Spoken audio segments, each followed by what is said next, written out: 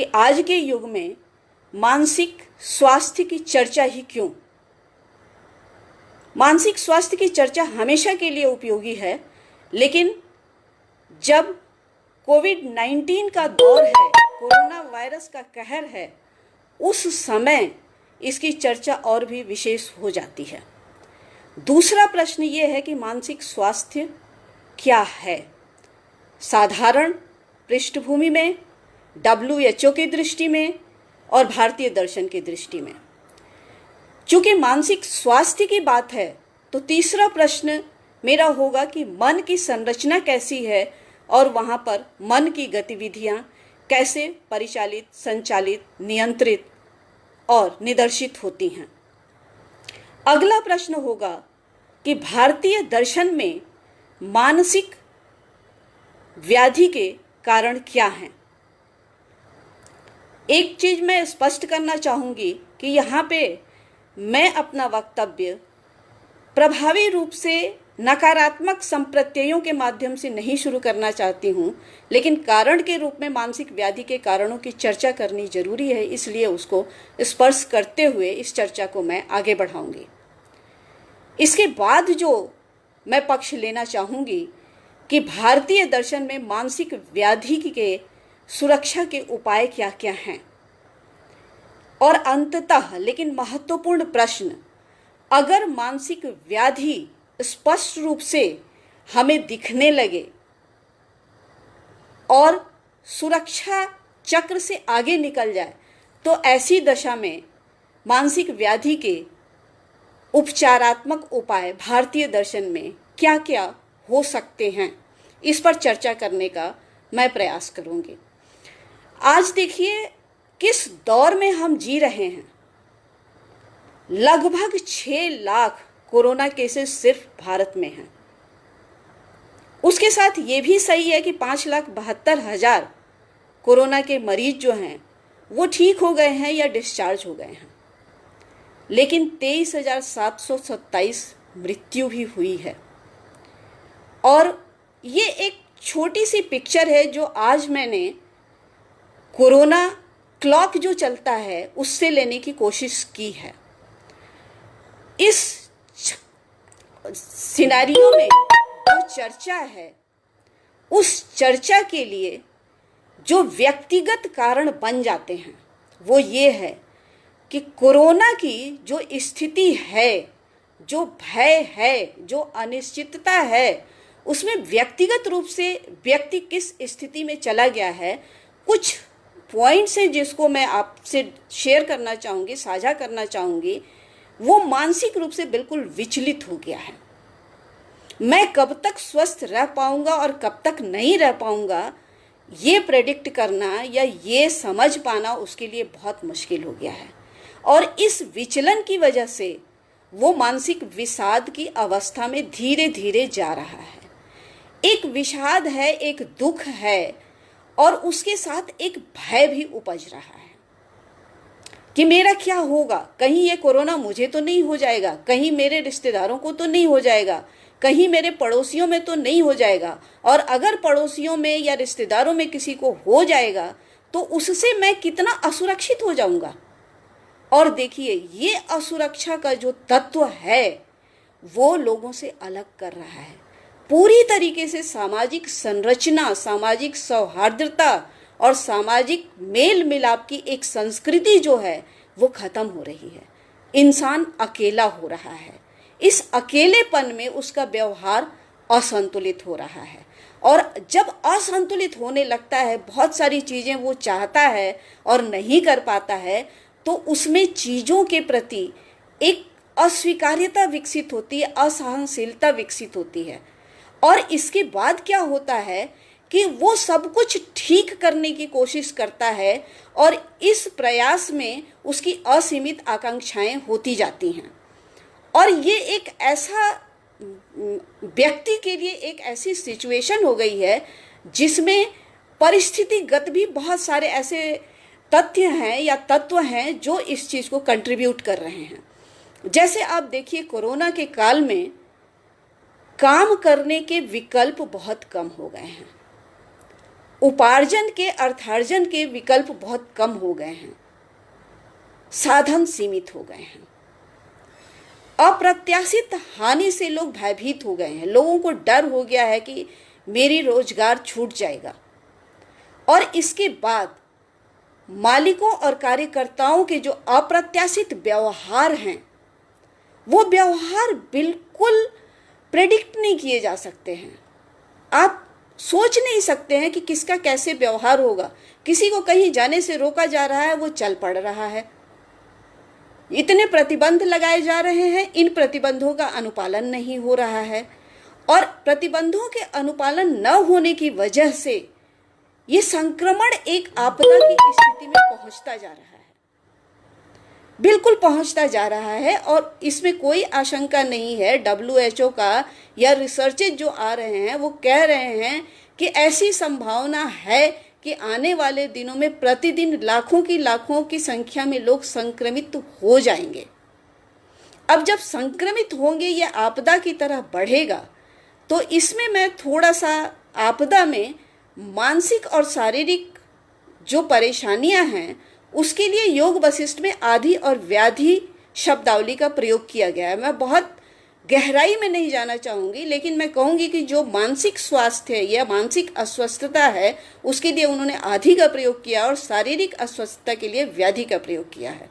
और इस स्थिति में ये सारे संसाधन हैं।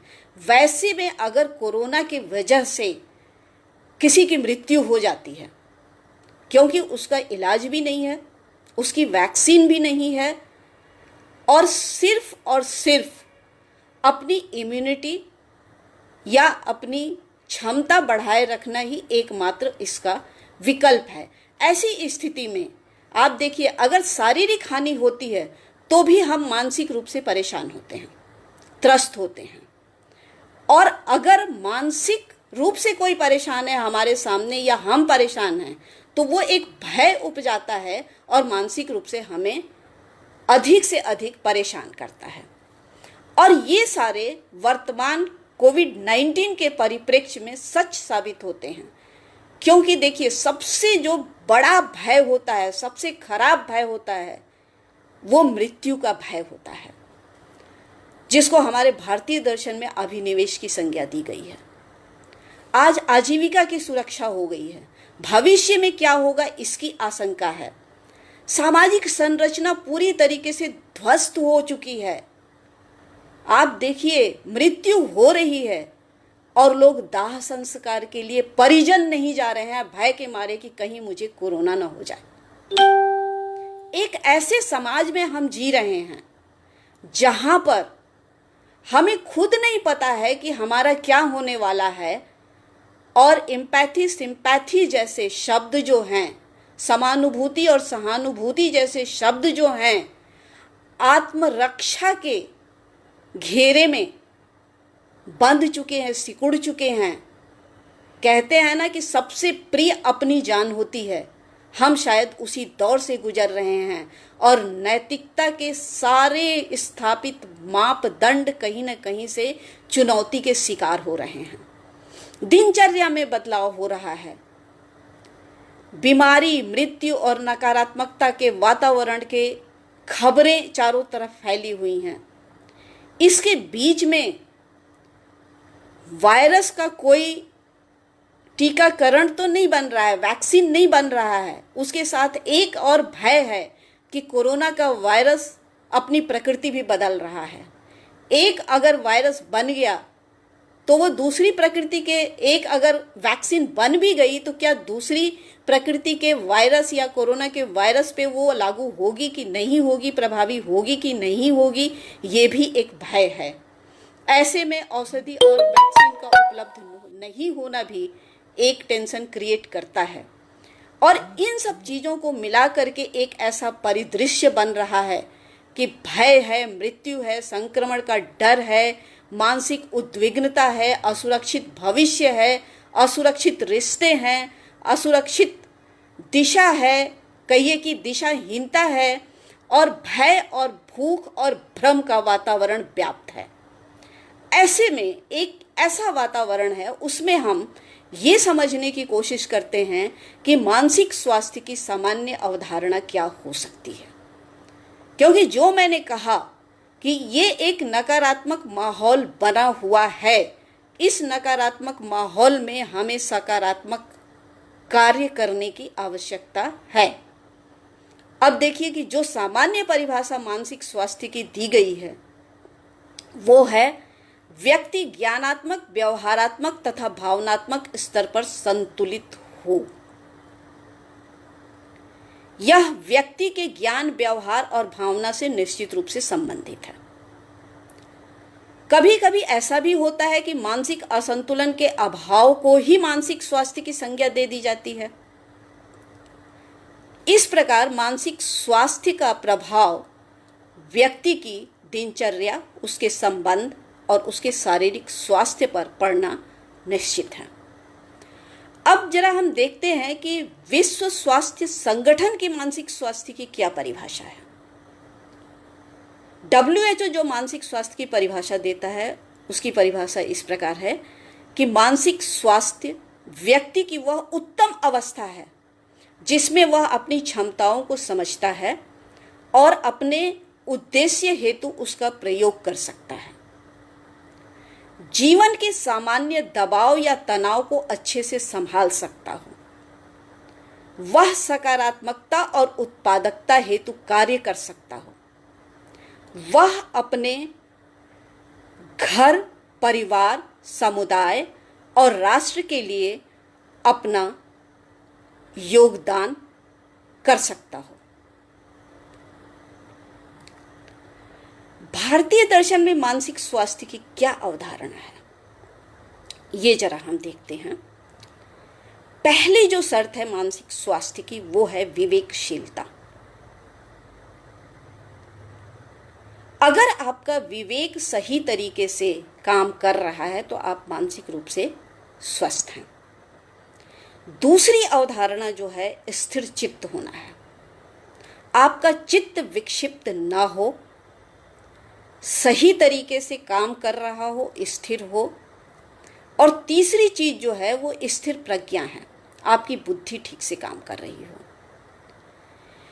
तकनीकी रूप से थोड़ा सा अगर हम जाएं, त्रिगुणों के संदर्भ में बात करें तो यहां त्रिगुणों का सामंजस्य या संतुलन नहीं चाहिए, क्योंकि संतुलन की अवस्था तो प्रलय की अवस्था हो जाती है।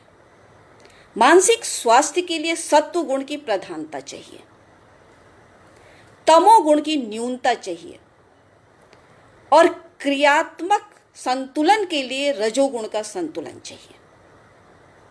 त्रिदुख का अभाव चाहिए और सद्गुण की वृत्ति चाहिए।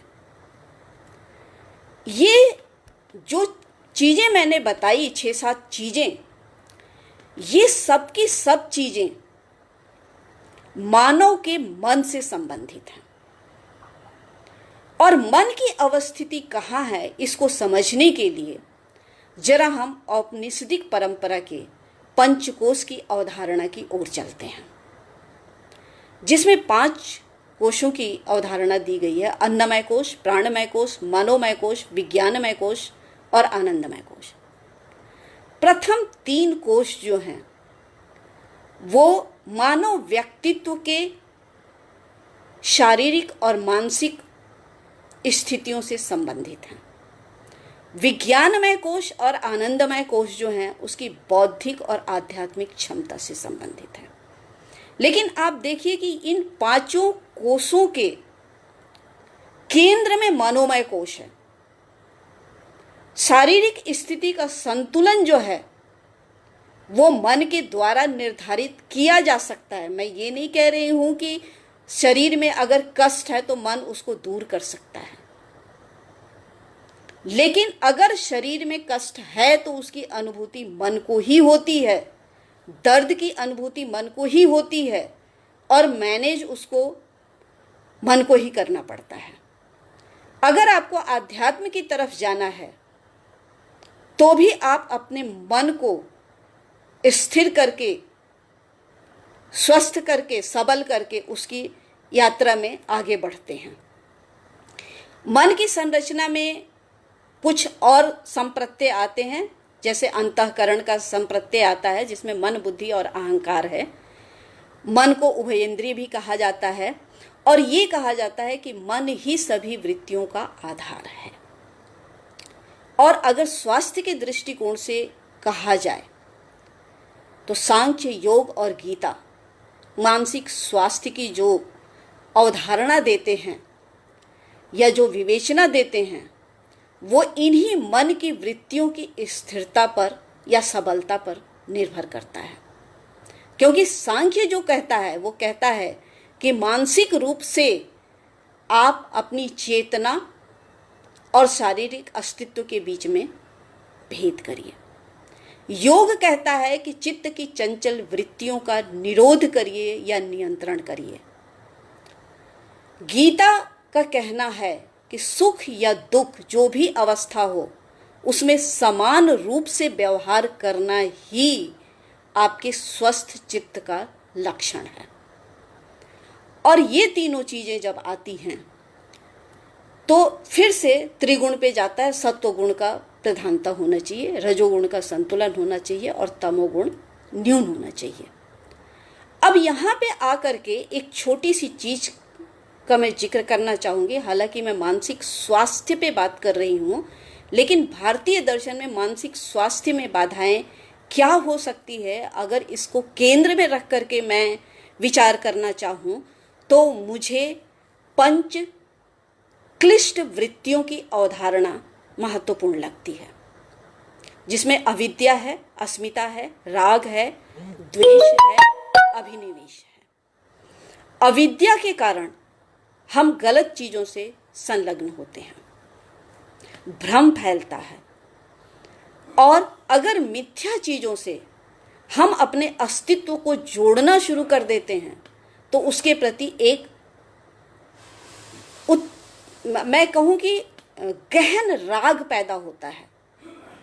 और अगर उस राग को हम आगे नहीं बढ़ा सकते हैं, अगर वो अनुराग हमारे लिए अनुकूल नहीं होता है तो हम में द्वेष, भय, ईर्ष्या ये सब कुछ विकसित होता है।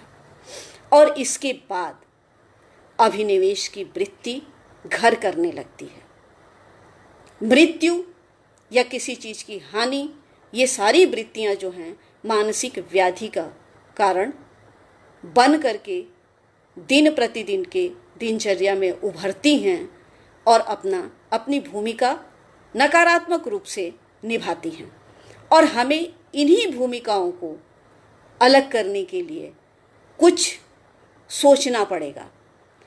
भारतीय दृष्टिकोण से अगर मैं देखना चाहती हूँ तो मुझे भारतीय दर्शन पे उठाई गई कुछ आपत्तियाँ, जिनका जिक्र डॉक्टर राधाकृष्णन की किताब में मिलता है, एस एन दास गुप्ता की किताब में मिलता है, जे एन सिन्हा की किताब में मिलता है, दत्तान चटर्जी की किताब में मिलता है, जो भी आप भारतीय दर्शन की किताबें लेंगे उसमें मिलेगा। और वो दो प्रश्न हैं कि क्या भारतीय दर्शन निराशावादी है या क्या भारतीय दर्शन पलायनवादी है।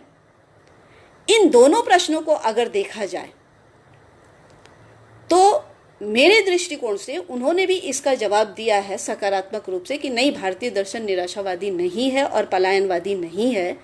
लेकिन जो उनके उत्तर उसमें मिलते हैं वो ये हैं कि चूंकि भारतीय दर्शन एक उच्चतर आध्यात्मिक लक्ष्य की ओर इंगित करता है, इसलिए वो आशावादी है और व्यक्ति के व्यवहार को उसी तरीके से वो निर्देशित करता है, नियंत्रित करता है। मेरा कहना यह है कि आध्यात्मिक लक्ष्य जो है एक आदर्शात्मक स्थिति है, इसमें कोई दो राय नहीं है। भारतीय दर्शन, भारतीय परंपरा, भारतीय वांग्मय उसकी तरफ इंगित करते हैं, उस लक्ष्य को निर्धारित करते हैं। लेकिन इसके साथ ये भी एक शाश्वत सत्य है कि प्रत्येक व्यक्ति उस आध्यात्मिक लक्ष्य को प्राप्त करने के लिए योग्यता कहीं ना कहीं से हो सकता है कम रखता हो, और योग्यता भी रखता हो तो हो सकता है उसकी इच्छा ना हो। ऐसी दिशा में ऐसे व्यक्तियों के लिए भारतीय दर्शन की जीवन में क्या भूमिका हो सकती है, ये सोचने का समय है। उदाहरण के लिए कोरोना का ये एक क्रिटिकल पीरियड है, संकट काल है। ऐसे संकट काल में अगर हम ये कहना शुरू करें कि आप आध्यात्मिक लक्ष्य को ध्यान में रख करके कोरोना से उपजने वाले संकट और विसंगतियों को भूल जाइए, भूख, भय और भ्रम को छोड़ दीजिए, तो क्या ये सामान्य मानव के लिए संभव है? मैं अगर तटस्थ रूप से विचार करती हूँ, बिना किसी वैचारिक अवधारणा के या बिना किसी पूर्वाग्रह के, तो मेरे सामने वो व्यक्ति खड़ा होता है जो भूख के मारे तड़प रहा है, वो व्यक्ति खड़ा होता है जो सैकड़ों मील चल करके अपने घर पहुंचना चाहता है, वो व्यक्ति खड़ा होता है जिसके सामने रोजगार की असुरक्षा है। क्या ऐसे व्यक्ति को हम मोक्ष के आध्यात्मिक लक्ष्य से उसको कन्विंस कर पाएंगे? शायद नहीं, क्योंकि आध्यात्मिक यात्रा भी एक शांत और संतुलित अवस्था डिमांड करती है, और संकट काल में इस तरह की अवस्थाएं नहीं होती हैं। संकट काल में दो ही रास्ते होते हैं कि या तो व्यवहार को नियंत्रित किया जाए या संसाधन उपलब्ध कराया जाए। चूंकि आज का युग ऐसा है कि संसाधन, हमारा चिकित्सीय समूह पूरा प्रयास कर रहा है, फिर भी कोई वैक्सीन नहीं बना पाया, दवा नहीं बना पाया। जो भी व्यक्ति ठीक हो रहे हैं वो वैकल्पिक दवाइयों या अपनी प्रतिरोधक क्षमता रखने के आधार पर ठीक हो रहे हैं। ऐसी अवस्था में हमारे सामने जो विकल्प बचता है कि भारतीय दर्शन में हमारे व्यवहार को शुद्ध रखने के लिए, अपनी प्रतिरोधक क्षमता को बढ़ाने के लिए जो उपाय बताए गए हैं, उन उपायों पे प्रकाश डाला जाए और उन उपायों पे चर्चा की जाए। और जब मैं उन उपायों को खोजने का प्रयास करती हूँ तो छोटे छोटे करके, मैं ये नहीं कहूँगी कि मैं किसी भी दार्शनिक शाखा की गहन विवेचना करूँगी या उनके सिद्धांतों तक जाऊँगी, लेकिन इतना जरूर मैं सतर्कता बरतूँगी कि जो भी मैं वहाँ से अनुच्छेद या जो भी मैं तथ्य उठा रही हूँ वो उस दर्शन के मूल स्वरूप में कहीं कोई विकृति ना पैदा करे। सिर्फ मैं उनके मार्गों को आज के परिप्रेक्ष्य और आज की समस्याओं को संबोधित करने के लिए उठा रही हूँ। इसमें सबसे पहली जो, और इन उपायों को मैं दो भागों में विभाजित करना चाहूँगी, एक तो सुरक्षात्मक विधि है और दूसरी उपचारात्मक विधि है। सुरक्षात्मक विधियों में मैं कुछ व्यक्ति के आचरण के नियमों पे चर्चा करना चाहूँगी। जैसे वैदिक विधियाँ हैं जिसमें ये निर्देशित किया गया है कि व्यक्ति का आचरण जो है धर्मानुकूल हो। मैं वर्ण व्यवस्था पे नहीं जाऊँगी, मैं पुरुषार्थ पे नहीं जाऊँगी, लेकिन वैदिक परंपरा में जो स्वच्छता के लिए निर्देश दिए गए हैं, जो अनुशासन के लिए निर्देश दिए गए हैं, वो आज के युग में भी उपयोगी हैं, इससे कोई भी नकार नहीं सकता।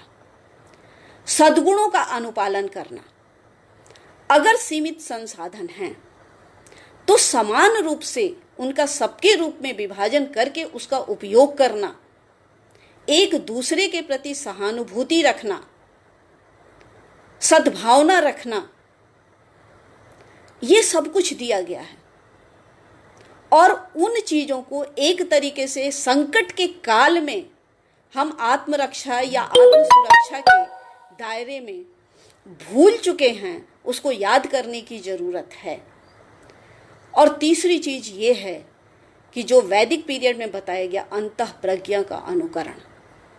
अंतः प्रज्ञा, मैं यहाँ पे किसी आध्यात्मिक दृष्टिकोण से मेरा तात्पर्य नहीं है।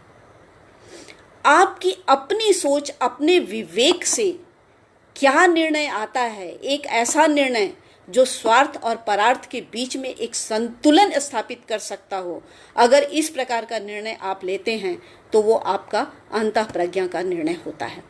दूसरी विधि जो मैं सुरक्षात्मक विधि के रूप में जो चर्चा करना चाहूँगी वो सांख्य की विधि है। आत्मावलोकन या अंतर्वेक्षण। मैं गहन तत्व मीमांसीय अरण्य में नहीं उलझना चाहती, जो कि सांख्य का उद्देश्य है, लेकिन मैं इतना जरूर करना चाहूंगी कि इंट्रोस्पेक्शन के माध्यम से आप अपने अंदर चल रहे भिन्न भिन्न विचारों की परीक्षा तो कर सकते हैं। आपकी संलग्नता या आपका लगाव किस तरफ है, वो लगाव सही है या गलत है, कल्याणकारी है या हानिकारक है, कम से कम स्वयं में इतना तो सोच सकते हैं। सामान्य तौर पे क्या होता है कि हम जो हैं, कोई भी अगर परेशानी आती है, कोई भी प्रतिकूल परिस्थिति आती है, तो हम उसका दायित्व बाह्य कारकों या तत्वों पर डाल देते हैं। मैं ये नहीं कहती कि बाह्य कारक या तत्व उसके लिए जिम्मेदार नहीं होते हैं, लेकिन बाह्य कारक या तत्वों के प्रति हमारी दृष्टि क्या होनी चाहिए। क्या अगर वो नकारात्मक हैं तो हमारी दृष्टि उनकी नकारात्मकता और बढ़ाने की होनी चाहिए, या अपनी दृष्टि से कोई समाधान निकाल करके उसको सुधारने की होनी चाहिए। मेरे दृष्टिकोण में अगर सकारात्मक पक्ष या क्रियाशीलता में संलग्न होना है तो बाह्य प्रतिकूल परिस्थितियों के प्रति भी एक ऐसा दृष्टिकोण अपनाना पड़ेगा जहां से हम समाधान निकाल सकें। और इस व्यावहारिक दृष्टिकोण से सांख्य की जो इंट्रोस्पेक्शन की पद्धति है वो बहुत ही महत्वपूर्ण हो जाती है। दूसरा तत्व ज्ञान है। तत्व ज्ञान में मैं मेटाफिजिक्स की तरफ नहीं लेके जाना चाहती। कोरोना काल में अगर आप देखिए तो तत्व क्या है। एक छोटा सा वायरस है जिसने दुनिया में धूम मचा रखी है, आपदा संरचित कर रखी है। उस वायरस से सुरक्षित होने के लिए उसको पहले स्वीकारना पड़ेगा। होता क्या है कि हम जैसे ही थोड़ी सी हमें सुविधा मिलती है या थोड़ा सा हम रिलैक्स होते हैं, हम कहते हैं अब कुछ नहीं होगा। तमाम निर्देशों के बावजूद भी तमाम लापरवाहियां हो रही हैं, और उन लापरवाहियों का नतीजा है कि संक्रमण इतना विभत्स रूप ले रहा है। उसके एसेंस को समझिए और उसके अनुरूप अपना व्यवहार परिवर्तित कीजिए। इसी अर्थ में जो टर्मिनोलॉजी का प्रयोग किया जा रहा है, न्यू नॉर्मल का प्रयोग किया जा रहा है, नया सामान्य। अगर सामान्य ही है तो वो नया क्या होगा? नहीं। जो विकट परिस्थितियां आज के युग में हैं उनकी स्वीकार्यता ठीक उसी प्रकार जैसे वो हैं और स्वीकार्य करके अपने व्यवहार में ढालना न्यू नॉर्मल होगा। और इसके लिए एसेंस को समझना बहुत जरूरी है। इसीलिए मैंने कहा कि मैं गहन तत्व मीमांसीय अरण्य में उलझना नहीं चाहती, लेकिन तत्व ज्ञान किसी भी चीज के एसेंस को समझने के लिए जरूरी है। और तीसरी जो सुरक्षात्मक उपाय में लाते हैं वो त्रिदुख की स्वीकृति है। दुख तो है ही, कोरोना का संक्रमण है, उसको नकारा नहीं जा सकता है। क्यों? जब एक बार स्वीकृति होगी तभी हम उसके समाधान के मार्ग की ओर आगे बढ़ने का प्रयास करेंगे, ये सही है। और चौथी चीज, समझने के बाद उच्चतर लक्ष्य का निर्धारण करना, उसमें मानवीय गुणों का समावेश करते हुए समानुभूति और सहानुभूति तथा करुणा, इस पर अगर मैं चर्चा करना चाहूँगी तो एक एक संप्रत्यय पे पूरा एक एक व्याख्यान हो सकता है।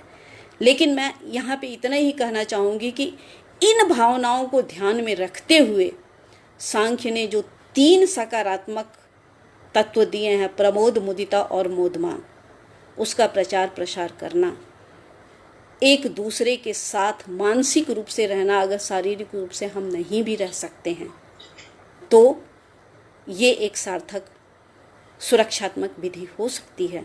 क्योंकि सांख्य देखिए, यद्यपि उसमें आध्यात्मिक लक्ष्य कैवल्य रखा गया है, लेकिन दुखों से मुक्ति पहला चरण है। व्यवहारिक दुख जो है उनसे मुक्ति जो है वो पहला चरण है। दुख से, अपने दुख के कारणों से अपने आप को अलग करना, यानी ये एक वर्ग है और मैं दूसरा वर्ग हूँ, और मैं अपने वर्ग के अनुसार अपना आचरण परिष्कृत परिमार्जित कर सकता हूँ, ये सांख्य की देन है। इन सुरक्षात्मक विधियों को लेकर के हम आगे बढ़ सकते हैं। तीसरी विधि जो है वो योग की विधि है। वैश्विक स्तर पर एक समग्र योग की अवधारणा के रूप में प्रचलित हो रहा है। मैंने संकेत दिया था कि चित्तवृत्ति निरोध या नियंत्रण मानसिक स्वास्थ्य का एक मापदंड हो सकता है। अब आप देखिए कि मानसिक स्वास्थ्य की जो अवधारणा है WHO की और सामान्य जो अवधारणाएं हैं, वो अस्वस्थ होने के बाद जो लक्षण उत्पन्न होते हैं उन लक्षणों की अनुपस्थिति को उन्होंने मानसिक स्वास्थ्य के रूप में स्थापित किया है। लेकिन मानसिक स्वास्थ्य की जड़ें कहाँ पे हैं, कैसे हम बनाए रख सकते हैं, लक्षणों पे नहीं उनकी जड़ों पे चर्चा जो करता है वो भारतीय दर्शन करता है। चित्तवृत्ति अगर संतुलित हो, सुख और दुख में अगर समान स्थिति बनी रहे और अगर आप उसके स्वरूप को अच्छी तरीके से समझते हो, तो पहले तो ये होगा कि आप मानसिक अस्वस्थता के दुष्चक्र में फंसेंगे ही नहीं।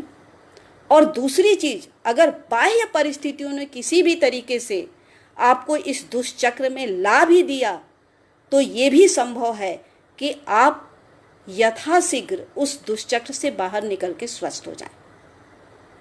चित्तवृत्ति निरोध के लिए योग दर्शन में जो दिया गया है वो 8 अंग दिए गए हैं। यम, नियम, आसन, प्राणायाम, प्रत्याहार, धारणा, ध्यान, समाधि, जिसमें मैं मूल रूप से चर्चा करना चाहूंगी नियम की, क्योंकि सत्य, अहिंसा, अस्तेय, अपरिग्रह, ब्रह्मचर्य ये व्यक्तिगत आचरण के मापदंड हैं और व्यक्ति स्वयं करता है। और उस व्यक्ति का आचरण अगर सत्य, अहिंसा, अस्तेय, अपरिग्रह, ब्रह्मचर्य के हिसाब से है तो वो समाज में एक संतुलित व्यवस्था पैदा करता है। लेकिन व्यक्ति अपनी सुरक्षा के लिए क्या कर सकता है, और नियम की खास तौर से मैं चर्चा करूं तो इस पे मैंने एक लेख भी लिखा था जो चैतन्य लोक में संपादकीय में प्रकाशित करके उन्होंने मुझे सम्मान दिया था, और पूरी तरीके से कोरोना से मैंने इसको जोड़ा था। जैसे नियम है, आप देखिए, शौच को हम लेते हैं, ये योग दर्शन में निर्दिष्ट पहला नियम है। शौच यानी शारीरिक और मानसिक शुद्धता। कोरोना के संकट काल में हस्त प्रक्षालन के तरीके तक समझाए जा रहे हैं। अगर शौच की आदत हमारी पहले से होती, शुद्धता बनाए रखने की आदत हमारी पहले से होती, भारतीय दर्शन के इस अमोल धरोहर को हम अपने व्यवहार में पहले से अपनाते होते, तो शायद इस तरह के निर्देशों की जरूरत नहीं पड़ती। विषाणुओं के विनाश होने के अपने तरीके हो सकते हैं, लेकिन अगर सही तरीके से व्यक्तिगत शुद्धता के महत्व से परिचित और प्रशिक्षित हों तो विषाणुओं का नष्ट होना बहुत बड़ी बात नहीं है। सामान्य रूप से वो इतने भयंकर हो भी नहीं सकते। और चूंकि हम इस चीज को भूल चुके हैं, आप देखिए पहले क्या परंपराएं थी। हम घर के बाहर से अगर कहीं आते थे तो एक आदमी पानी लेके बाहर खड़ा होता था, हाथ पैर धुलवाता था, उसके बाद हम घर के अंदर प्रवेश करते थे। कहाँ गई वो परंपरा? अब आज सैनिटाइजर और हस्त प्रक्षालन, साबुन से धोइए, लिक्विड सोप से धोइए, 20 मिनट तक धोइए, ये सब निर्देश दिए जा रहे हैं। ये शौच के ही अंग हैं जो योग दर्शन में निर्दिष्ट किए गए हैं। मैं ये भी मानती हूँ कि वो अत्यंत उच्चतर आध्यात्मिक लक्ष्य के लिए थे, लेकिन व्यवहारिक जीवन में इन नियमों का कितना प्रयोग है आप ये देख सकते हैं। दूसरा नियम है संतोष। कोरोना काल में चारों तरफ से असंतोष फैला हुआ है, रोजगार को लेके, स्वास्थ्य को लेकर के, भविष्य को लेकर के, अपनी अवस्थिति, पद, प्रतिष्ठा और सीमाओं में अक्सर हम असंतुष्ट रहते हैं। कोरोना काल में इस संकट में एक अच्छी बात हुई है कि लोगों ने ये अनुभव किया है कि सबकी मूलभूत आवश्यकताएं अत्यंत कम हैं। बहुत ज्यादा संसाधनों को एकत्रित करने की आवश्यकता नहीं है। और अगर एक व्यक्ति संतुष्ट है तो उसके लिए तो वैसे भी सारे आकर्षण व्यर्थ हो जाते हैं। संतुष्टि का धन अपने आप में इतना श्रेष्ठ होता है कि उसका किसी और चीज से तुलना की ही नहीं जा सकती है। अगर आपको जीविका के लिए, स्वस्थ जीविका के लिए कम से कम साधनों में आपका काम चल सकता है, तो व्यर्थ के आकर्षणों की तरफ क्यों बढ़ना। तीसरा नियम जो है योग दर्शन में, वो तप है, अर्थात सर्दी गर्मी में समान रूप से अबाधित अपने लक्ष्य का अनुकरण करना। आज का तात्कालिक लक्ष्य क्या है? कोरोना नामक विषाणु के कारण उपजा हुआ जीवन संकट से उबरना। घर की सीमाओं में हम सुरक्षित और संतुष्ट रहते हुए अपनी प्रबल प्रतिरोधक क्षमता को विकसित कर लें, ये अपेक्षित है और यही बचाव का उपाय भी है। जब तक कोरोना संक्रमण से बचाव की औषधि या वैक्सीन नहीं बनाई जाती, तब तक व्यक्ति की प्रतिरोधक क्षमता ही एकमात्र उसके कवच का काम करेगी, ये हमको ध्यान रखना पड़ेगा। तप की अवधारणा भूखे प्यासे रह करके अपने शरीर को गलाना नहीं है। वो आध्यात्मिक लक्ष्यों के लिए धर्म गुरुओं का निर्देश हो सकता है, लेकिन व्यवहारिक दृष्टिकोण से तप की अवधारणा बाह्य प्रतिकूलताओं से अप्रभावित रहकर स्वस्थ चित्त बने रहने के लिए ही निर्देशित किया गया है। इस पर हमें ध्यान देना पड़ेगा। चौथा नियम है स्वाध्याय। योग दर्शन का चौथा नियम स्वाध्याय है। अगर गहन आध्यात्मिक ग्रंथों के अध्ययन पर व्यवहारिक दृष्टि से कोई प्रश्न उठा भी दे, तो भी स्वाध्याय के महत्व को तो नहीं नकारा जा सकता है। ज्ञान में गुरु की गरिमा और महत्व अपनी जगह पे है, लेकिन गुरु के निर्देशों का अनुपालन और ग्रंथों का अध्ययन, ये विद्यार्थी और शोधार्थी का कर्तव्य हो जाता है। और आज की परिस्थिति में आप देखिए, जब लॉकडाउन की अवस्था में घर की सीमाओं में लोग रहने को विवश हैं, निराशा और अवसाद से ग्रस्त हो रहे हैं, उनको समझ में नहीं आ रहा है कि समय कैसे व्यतीत किया जाए, ऐसी दशा में क्या स्वाध्याय और उससे ज्ञानवर्धन एक सुंदर विकल्प नहीं बन सकता? मुझे तो ऐसा लगता है कि समय व्यतीत करने के लिए इससे बढ़िया सकारात्मक और रचनात्मक उपाय कुछ और हो ही नहीं सकता। आप देखिए, स्वाध्याय जो कि आध्यात्मिक ग्रंथों के लिए निर्देशित किया गया था, आज के व्यवहारिक युग में व्यवहारिक समस्याओं के अकेलेपन से निकलने के लिए, निराशा से निकलने के लिए कितना सशक्त हथियार बन सकता है। अगर किसी को अध्ययन की लत हो तो किसी और चीज की जरूरत ही नहीं है। और अंतिम, ये 4 नियम जो हैं, हो सकता है कि सृष्टि का विधान कुछ और हो। कुछ लोग कर्मों के नियम में और कर्म फल के नियम में बड़ी दृढ़ता से विश्वास करते हैं और कहते हो कि कुछ भी कर लिया जाए, जो होना है वो होगा। ऐसे लोगों की संख्या भारत में कम नहीं है और यहाँ पे विविधता पूर्ण प्रवृत्ति लिए हुए लोग हैं। इसीलिए 1999 में जब इंडियन साइक्लिस्ट एसोसिएशन के उनका कांग्रेस हुआ था, तो उसके कीनोट एड्रेस में ये कहा गया था कि चूंकि भारत की जनसंख्या जो है विविधताओं से भरी हुई है, मनोवृत्तियां उनकी विविध हैं, कोई धार्मिक प्रवृत्ति का है, कोई नास्तिक प्रवृत्ति का है, कोई कर्म प्रधान है, कोई भक्ति प्रधान है, कोई ज्ञान प्रधान है, तो ऐसे में क्या किया जाए? तो उसके लिए भी योग ने एक विकल्प दिया, ईश्वर प्रणिधान। यानी आप जो कुछ भी कर रहे हो, अपनी सकारात्मकता बनाए रखो, अपना कार्य करते रखो और उसको एक उच्चतर सत्ता की तरफ समर्पित कर दो। इस प्रकार जो 5 नियम दिए गए हैं, वो असुरक्षा, और असंतोष से निकलने का एक वैकल्पिक मार्ग बन सकता है अगर उसको उस दृष्टिकोण से देखने का प्रयास किया जाए तो। और इसके माध्यम से हम एक निश्चित समाधान की तरफ भी बढ़ सकते हैं। जो चौथी विधि मैंने सोची चर्चा करने के लिए वो है गीता की विधि। एक बार राष्ट्रपिता महात्मा गांधी ने यह कहा था कि जब भी मैं किसी समस्या का समाधान खोजने निकलता हूं और आशंकाओं से ग्रस्त हो जाता हूं तो मैं श्रीमद् भगवत गीता की शरण में जाता हूं और कहीं न कहीं मुझे अपनी समस्या का समुचित समाधान मिल जाता है।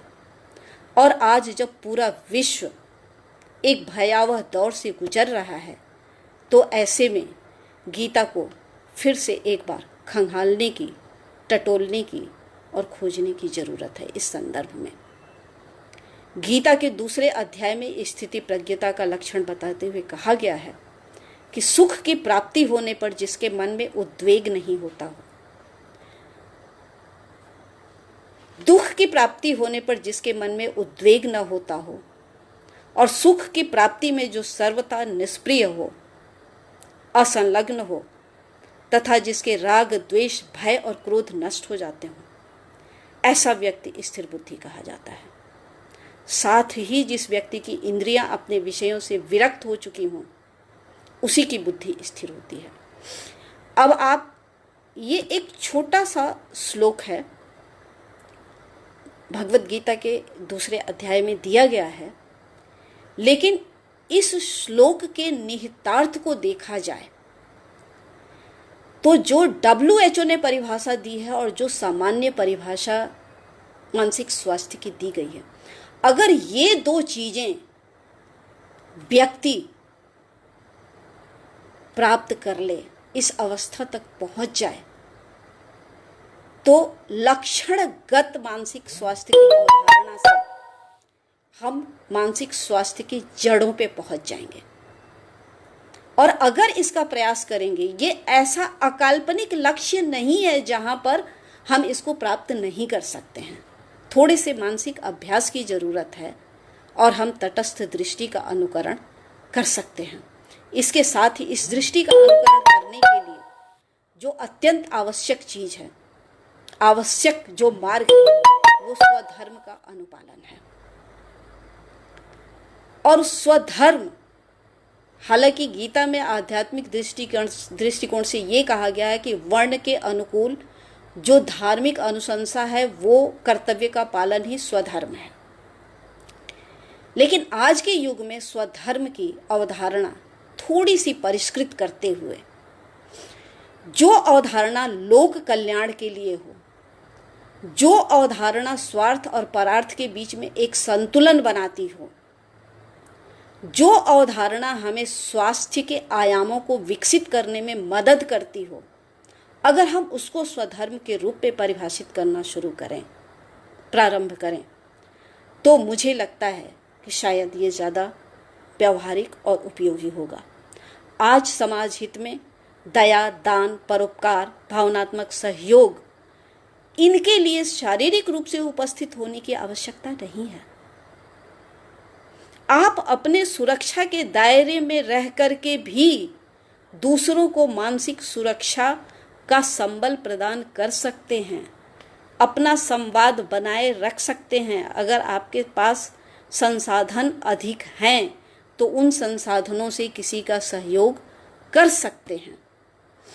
और ऐसा करते हुए गीता जो है वो स्वधर्म का पालन करते हुए और स्थिर चित्त हो करके लोक कल्याण और मानव जाति के इस संकट के समय में, मैं ये तो नहीं कहूँगी कि संकट से पूरा उभार सकती है, लेकिन एक मानव के मानवीय धर्म के अनुपालन की ओर जरूर प्रेरित कर सकती है और ये एक बहुत बड़ा योगदान होगा। पांचवी जो सुरक्षात्मक विधि है वो थोड़ा सा मैं लेना चाहूंगी वेदांत के साधन चतुष्टय से, जिसमें नित्य नित्य वस्तु विवेक है, इह मूत्रार्थ भोग विराग है, सम दम श्रद्धा समाधान उपरति तितिक्षा है और मुमुक्षुत्व है। मुमुक्षुत्व को मैं नहीं छेड़ना चाहूंगी क्योंकि यहाँ आध्यात्मिक लक्ष्य की मैं बात नहीं कर रही हूँ। भोग और विराग की बात भी नहीं करूंगी क्योंकि ये काल ऐसा है जिसमें भोग की संभावनाएं खत्म हो चुकी हैं और सीमित इतने साधन हैं कि जिनके पास हैं वो भी कोरोना से इतने डरे हुए हैं कि वैराग्य की अवस्था में किंचित पहुंच रहे हैं। नित्यानित्य वस्तु की विवेक की बात करूंगी और शम दम श्रद्धा समाधान उपरति और तितिक्षा की बात करूंगी। श्रम क्या है? मन का संयम। मन में तरह तरह के विचार उपजते हैं, भय उपजते हैं, त्रास उपजता है, असुरक्षा उपजती है। इन विचारों को क्या हम ये समझ करके कि ये नकारात्मक विचार है रोकने की कोशिश कर सकते हैं? क्योंकि ये मेरे मन के विचार हैं जो चाहे बाह्य परिस्थितियों से उपज रहे हों या मेरे अपने मानसिक सुरक्षा से उपज रहे हों, लेकिन इस पे नियंत्रण कोई और आकर के नहीं करेगा। और ये भी संभावना नहीं है कि बाह्य परिस्थितियां जो प्रतिकूल परिस्थितियां हैं वो एक दिन में, एक महीने में, एक साल में पूरी तरीके से हमारे नियंत्रण में आ जाए। वैज्ञानिक शोध यही बता रहे हैं कि ये लंबा चलने वाला है। ऐसे में मन को स्थिर चित्त रखना व्यक्ति के अपने हाथ में है। उसी को अपने मन को सुदृढ़ बनाना होगा, उसी को अपने मन को सकारात्मकता की तरह, मैं कहती हूँ, ढकेलना होगा, जबरदस्ती ले जाना होगा। अगर नकारात्मक विचार उपज रहे हैं तो भी दम, इंद्रियों का निग्रह। इंद्रिय निग्रह कई अर्थ में प्रयोग किया जा सकता है। फिजिकल प्रॉक्सिमिटी के, स्वादिष्ट भोजन के, स्वादिष्ट पेय पदार्थों के संदर्भ में, और इन सब चीज़ों को हम नियंत्रित अगर कर लेते हैं तो कहीं ना कहीं से हमारी प्रतिरोधक क्षमता बढ़ाने में सहायता मिलेगी। तीसरी जो है श्रद्धा, वेदांत कहता है शास्त्र में श्रद्धा। आज के युग में मैं कहूँगी मानव अस्तित्व, मानव अस्मिता और मानव मूल्यों में श्रद्धा अगर रखी जाए तो एक बहुत बड़ा योगदान होगा। समाधान, चित्त को ज्ञान के साधन में लगाना, अनावश्यक भ्रामक फैल रही अफवाहों से निर्देशित ना होना, गलत धारणा नहीं बनाना, सही तथ्यों की खोज करना, प्रश्न उठाते रहना और प्रश्नों के माध्यम से सही उत्तरों तक पहुंचने की प्रवृत्ति विकसित कीजिए। देखिए बहुत सारी समस्याएं इससे भी हल हो सकती हैं। उपरति, विक्षेपकारी कार्यों से विरत होना। जो हानिकारक मार्ग हैं, जो किसी विशेष आशय से फैलाए जाते हैं, उनसे विरत होना और लोगों को विरत करना, ये भी एक कार्य हो सकता है। और तितिक्षा, योग के तप से जोड़िए, प्रतिरोधक क्षमता विकसित करने की। इससे अच्छी कोई और संसाधन या मार्ग नहीं हो सकता है। मैं बार बार ये कह रही हूँ कि ये मार्ग आध्यात्मिक लक्ष्य के लिए सुझाए गए हैं, लेकिन आज के युग में व्यवहारिक लक्ष्यों के लिए, एक स्वस्थ जीवन की तरफ विकसित होने के लिए अगर इन मार्गों को अपनाया जाए तो इसमें कोई दो राय नहीं है कि मानसिक स्वास्थ्य को हम बनाए रखने में काफ़ी हद तक सफल हो सकते हैं और मानसिक अस्वस्थता से बच सकते हैं। लेकिन इसके बाद भी मैं आऊँगी कि सारे प्रयास किए जा सकते हैं, लेकिन परिस्थितियां कभी इतनी विकट होती हैं कि हम मानसिक अवसाद की अवस्था में पहुंच जाते हैं। और वो बहुत अस्वाभाविक नहीं है या गलत नहीं है या ऐसा नहीं है कि उसकी निंदा की जानी चाहिए। वो व्यक्ति की अपनी क्षमता है। कोई व्यक्ति प्रतिरोधक क्षमता विकसित कर पा लेता है और कोई नहीं कर पा लेता है। और अगर किसी तरीके से वो मानसिक अवसाद की अवस्था में पहुंच ही गया है तो उसे किसी और व्यक्ति की सहायता की आवश्यकता पड़ेगी। और चूंकि वो अपने आप नहीं कर सकता है तो इस भाग में सुझाए गए उपायों को मैं सुरक्षात्मक उपाय न करके उपचारात्मक उपाय की संज्ञा देती हूँ। और ये उपचारात्मक उपाय अगर हम आंग्ल भाषा के वर्णों से लें तो मैंने 5D जो कि हमारे भारतीय दर्शन में उपलब्ध है किसी न किसी रूप में, वहाँ से लेने की कोशिश की है। Diversion, deference, discussion, decision and doing. Diversion का मतलब क्या है कि जो भी आपकी नकारात्मकता का केंद्र है आपका ध्यान वहां से हटाया जाए। किसी ने मुझसे पूछा ऐसे ही चर्चा में जिक्र करते समय कि जो व्यक्ति मानसिक अवसाद की अवस्था में है वो तो आपसे साझा करेगा ही नहीं कि उसकी नकारात्मकता का केंद्र क्या है या उसकी परेशानी क्या है। मुझे लगा समस्या तो गहन है, हो सकता है कि वो उसके केंद्र को साझा ना करे, लेकिन इतना तो निश्चित है कि कहीं ना कहीं उसकी नकारात्मकता का केंद्र है, उसका अवसाद वहां से जुड़ा हुआ है। ऐसे दृष्टिकोण में, ऐसी सिचुएशन में हम उसका ध्यान क्या किसी सकारात्मक दिशा की ओर उन्मुख नहीं कर सकते?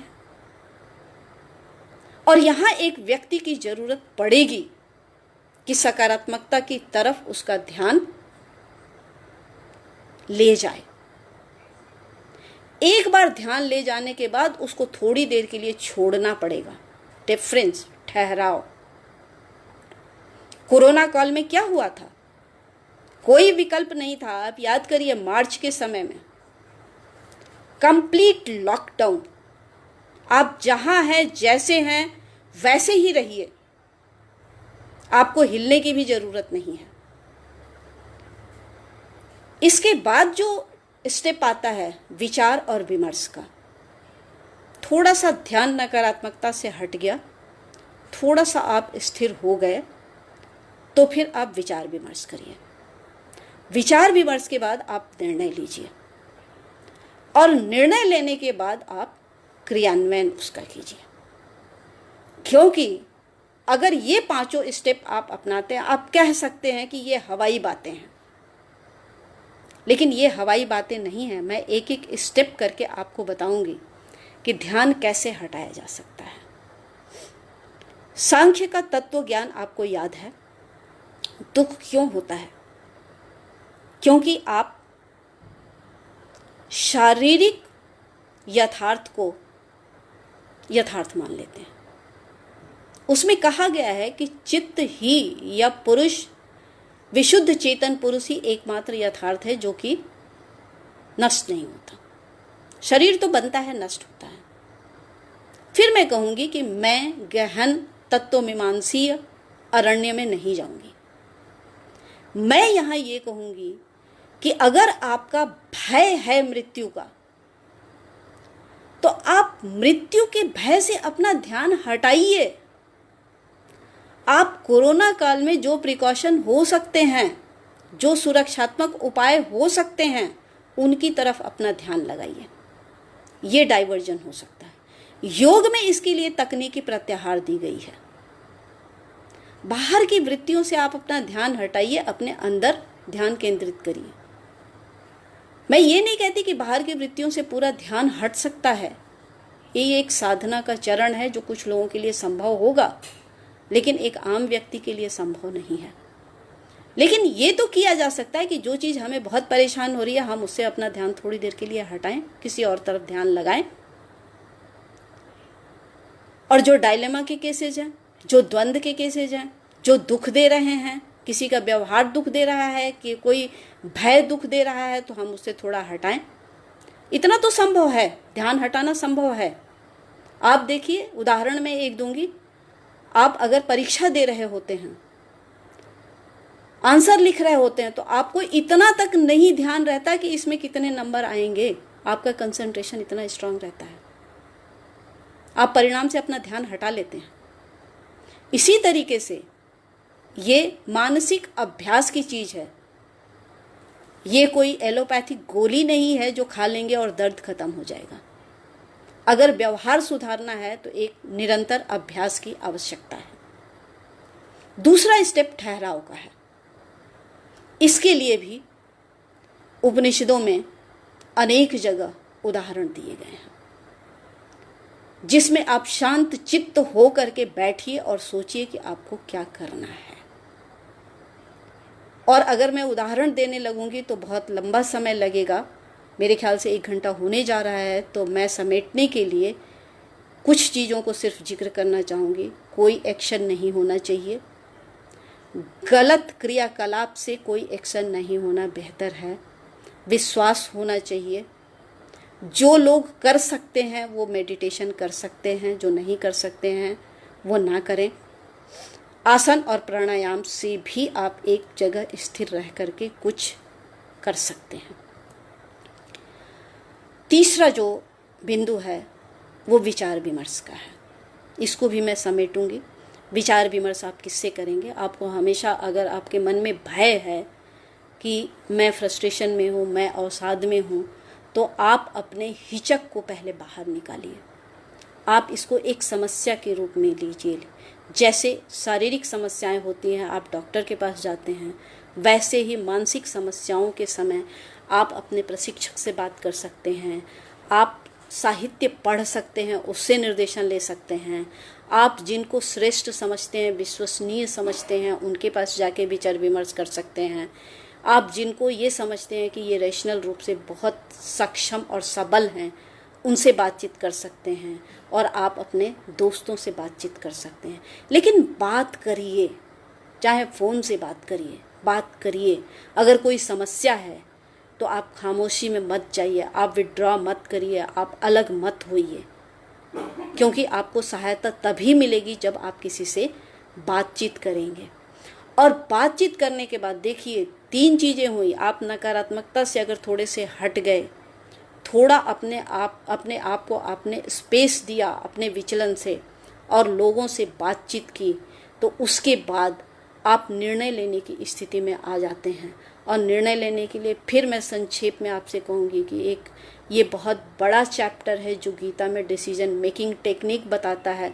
उसमें कुछ टेक्निक का मैं जिक्र करूँगी। जैसे आपके पास विकल्प अगर हैं, कोरोना काल में अगर आपको डर के मर जाना है, जैसे कुछ लोग सुसाइड कर रहे हैं, या जितने दिन जीना है पूरी शिद्दत से, पूरे संघर्ष से, बचाव के साथ जीने की कोशिश करनी है, इन 2 विकल्पों के बीच में आप आकलन करिए कि कौन सा विकल्प बेहतर है। गुरुजनों से सुझाव लीजिए। और प्री कंसीव्ड नोशन जो है या पूर्वाग्रह जो है, उससे अपने आप को बचाइए। और जब निर्णय ले रहे हैं तो आप अपनी भूमिका का निर्धारण कीजिए कि आप उसमें क्या कर सकते हैं और क्या नहीं कर सकते हैं। जब आपकी भूमिका का निर्धारण हो जाए तो आप अपनी रैशनैलिटी के आधार पर उसका परीक्षण कीजिए कि ये सही है या गलत है।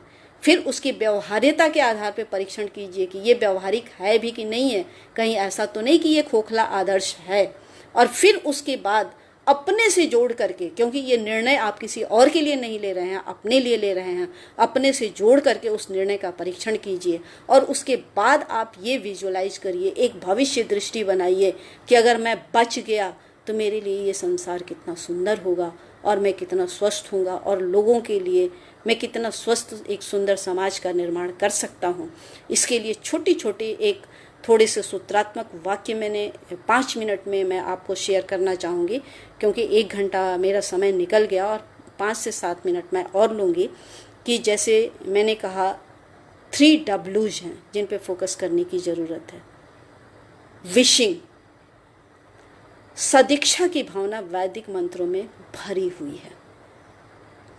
पूरे पॉजिटिविटी, सकारात्मकता संपूर्ण मानव जाति के लिए हो, उस मानव जाति में मैं भी शामिल हूँ। ऐसा नहीं है कि मैंने अपने आप को एक्सक्लूड कर लिया।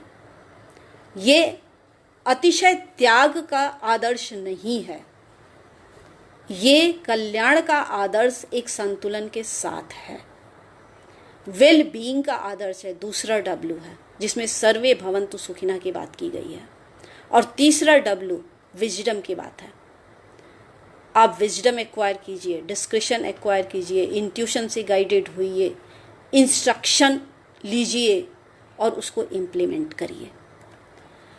इसके साथ ही 3 ओज हैं। जब आप किसी भी चीज़ में संलग्न हैं, डिस्कोर्स में, विचार विमर्श में, तो आप ऑब्जेक्टिव ऑब्जर्वेशन करिए। आपकी दृष्टि जो है वो तटस्थ दृष्टि होनी चाहिए, और वो तटस्थ दृष्टि जब होगी तो आप चीज़ों को, समस्याओं को, उसके समाधान को एकात्म भाव से देखेंगे। संपूर्ण मानव जाति को एक चेतना का अंश मानते हुए देखेंगे। और जब आप ये देखेंगे तो फिर आप में एक ऑप्टिमिस्टिक अप्रोच होगा और आप उसको देख सकते हैं। और इसके बाद 3 सी है, केयर, कंसर्न और क्रिएटिविटी। इन तीनों सी को अगर आप लेके चलेंगे तो मैं कहती हूँ कि निश्चित रूप से इस कोरोना काल में, मैं ये नहीं कहती हूँ कि एक डॉक्टर की तरह हम वैक्सीन बना देंगे या हमें वैक्सीन की ज़रूरत नहीं है, हमें उपचार की ज़रूरत नहीं है। शारीरिक कष्ट होंगे तो उपचार की ज़रूरतें भी रहेंगी, आवश्यकताएं रहेंगी, लेकिन शारीरिक कष्टों और नकारात्मक जो ये एक माहौल बना हुआ है, इस नकारात्मक माहौल से उबरने के लिए अगर किसी मानसिक दृढ़ता की आवश्यकता पड़ती है तो उसके लिए आज भी हमें भारतीय दर्शन में विवेचित मार्गों की तरह, साधनों की तरफ देखने की आवश्यकता है। क्योंकि अगर इन साधनों के आधार पे हम अपने व्यवहार निर्धारित करते हैं तो फिर मुझे लगता है कि जो मानसिक उद्विग्नता, अवसाद, विचलन, अस्थिरता या कुछ अवांछनीय कदम उठाए जा रहे हैं, जैसे आत्महत्या जैसे कदम जो उठाए जा रहे हैं, उन कदमों से मुक्ति मिल सकती है और मानसिक स्वास्थ्य को हम बनाए रख सकते हैं। और जो अस्वस्थ हो चुके हैं उनको प्रभावी तरीके से कम समय में बाहर निकालने में हम सक्षम हो सकते हैं। और आप लोगों ने चैट बॉक्स में बहुत अच्छे कमेंट दिए। मैं सबका बहुत आभार व्यक्त करती हूँ कि आपने 1 घंटे से बड़े धैर्यपूर्वक मुझे सुना। और अंततः मैं आभार व्यक्त करती हूँ भूपेंद्र नारायण मंडल विश्वविद्यालय का, सुधांशु शेखर जी का और डेविड यादव जी का, कि उन्होंने मुझे इस मंच से अपने विचारों को साझा करने का अवसर प्रदान किया। आपके पास मेरा व्हाट्सएप नंबर है। अगर कोई प्रश्न इस विषय में किसी भी व्यूअर की तरफ से आता है तो कृपया आप मुझे उस प्रश्न को अग्रसारित करिएगा ताकि मैं अपनी अज्ञानता को समझ सकूं और उस पे और आगे बढ़ने का प्रयास कर सकूं और प्रश्नों का जवाब देने का प्रयास कर सकूं। बहुत बहुत धन्यवाद आप सभी लोगों का। मैं यहाँ पे अपना वक्तव्य समाप्त करती हूँ। धन्यवाद।